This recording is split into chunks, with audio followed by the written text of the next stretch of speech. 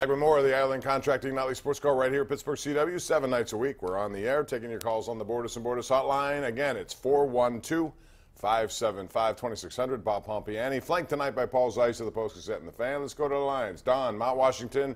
Go right ahead, Don. Hey, Bob, I agree with you. I think Ovechkin should have got the cup last night, and I felt bad for Fleury because, you know, he won the third cup. But I feel that Ovechkin is worthy of getting the cup last night because he deserves it. You know, everybody hates him, but, you know. Hate is respect in sports, too. Every time Bob, you hear. All right, thanks, Tom. But every time you hear that, I mean, that if you hate someone like people hate Tom Wilson, but Tom Wilson's a pretty good player. If you take away some of the stuff that he does, which is over the top, Paul, I think he's a pretty good hockey player. He wouldn't be on their first line if he wasn't, and he made a difference. Exactly, and if he's the kind of guy, it's a cliche, but if he was on your team, you'd love him, and you would try and excuse some of the things he does because it gets under the other team's skin. I mean, you know, I thought what we saw in the final was interesting, but I thought Washington was actually faster than Las Vegas, and I thought that was their speed was as much as their physicality was a part of it. Their speed was also, I think, a part of it. I think, honestly, they were clearly better than Las Vegas, and pretty much including goaltending. They were better. I thought the insertion of guys like Jacob Verana, Chandler Stevenson, they brought Michael Kempney in from Chicago. They added some new components to their team. But with regard to Fleury, I think he did not have his best moments in that finals. I don't know if he was worn out. I don't know what it was, but he did not play at the same level he was going into that. I don't think Las Vegas did as a team either. Right. I thought that they actually really probably played some of their best hockey. I mean, some of their worst hockey in the Stanley Cup final. I mean, a lot of that was because Washington forced them to also. Yeah, exactly. But I mean, you know, when they played Winnipeg, you know, 4 straight games. Exactly. They played them, you know, they played a completely different game than they did against Washington. Let's go to Mark in the North Hills, who's next right here on the Sports Call. Hey, Mark. Hey, guys. Great show. In regards to Fleury being a Hall of Famer, did you see the article on ESPN.com that they listed 43 of the best players that they're playing now? And Fleury wasn't even listed on there as a potential Hall of Famer. I'll hang up. Thanks.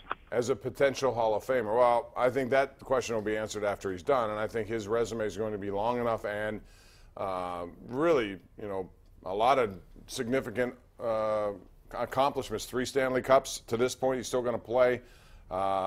I don't know, Paul. That question to me about who's the active player versus Hall of Fame players. I think in time he will be. I don't know that if he's totally Hall of Famer right now. I think he is. I think if they would have won this cup, he definitely. I think and if he had played the same way, you know, if he would have won this cup and. You know, and now he's got 4, and he's the first expansion goalie to win a cup. I mean, there's a lot that you would say, boy, that adds to his resume. Yeah. So I think that's what people were talking about if he wins, which he didn't. I think it's going to be tough for Vegas to come back and do what they did this year. year. There's no question. That's another thing I've said, the last 24 hours or whatever. I think this was their chance to win a cup, and they probably as close as they're going to get in the Fleury era. That's my prediction. We'll see. Josiah. In San Antonio. Are you currently in San Antonio? Yes, sir. How you doing, Bob? Good. First-time caller, long-time listener. We appreciate that.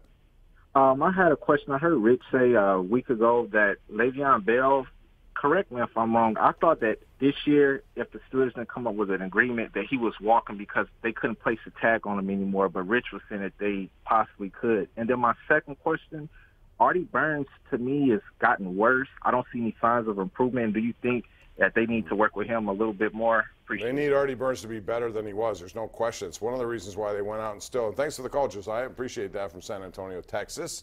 They're going to try to at times play 7 defensive backs.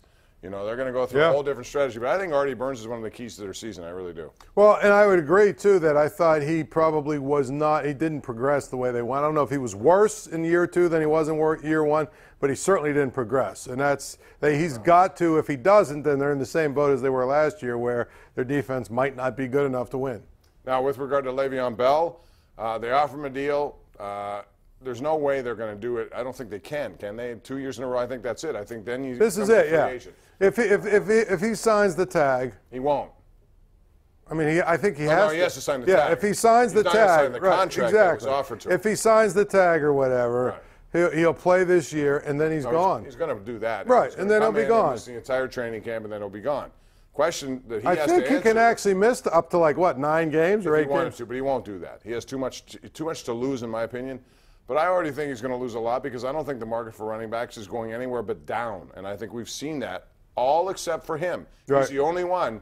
But because of the situation he was in, he got lucky there in terms of the franchise tag being what it is. Yeah. But I don't think you'll see an open bidding war for Le'Veon Bell. He'll Get some money, right? He's not getting $17 million a year, though. Not even close. Let's go to Mart in South Park. What's up, Mart? How you doing? Mart? Yes. Go ahead.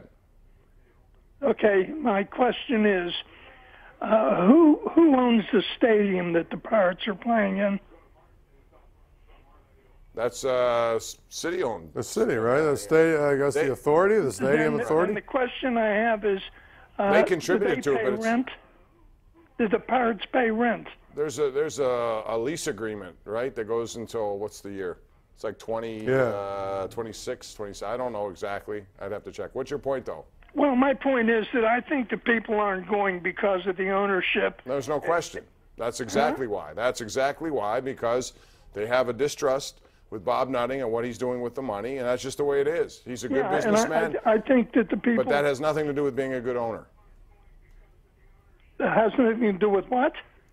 Just because you're a good businessman does not make you a good baseball owner. Oh, I know he's not a good owner. He just is very frugal with what he does with his baseball money, but evidently he gets enough from all the other sources that it doesn't matter if nobody shows up. Is that Well, I think correct? it should matter. Yeah, I mean, thank you for the call. But, Paul, at some point you have to, because it's going to hit your bottom line. They've had decreased attendance now. This will be the 3rd straight year, and this year's been pretty dramatic. And so, ultimately, that's a big source of revenue for them. I think the 6 games where they had the Cardinals and the Cubs back-to-back, 4 of them on a holiday weekend, right? And their biggest crowd was 22,000, and they only got over 20,000 too. That should be eye-opening if you're the Pirates. Yeah, and I understand he doesn't have to spend because there's no cap, but it gives owners like that an excuse not to spend. Right. And you should, again, I blame the league on this a lot, and the fact that owners are not willing to get together here and make this a better situation for all involved.